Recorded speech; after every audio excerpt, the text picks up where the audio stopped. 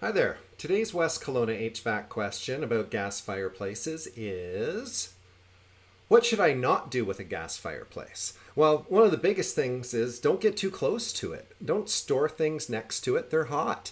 Give yourself at least 3 feet around the fireplace to make sure that you're safe and that everything's going to stay cozy without catching fire.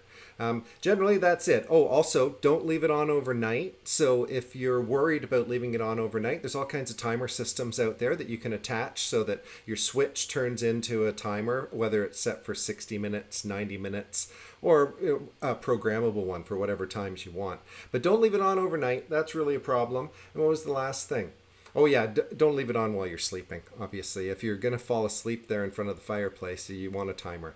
And if you need help with a timer installation or you need maintenance for that gas fireplace, just reach out to our team at Total Plumbing and Heating in West Kelowna.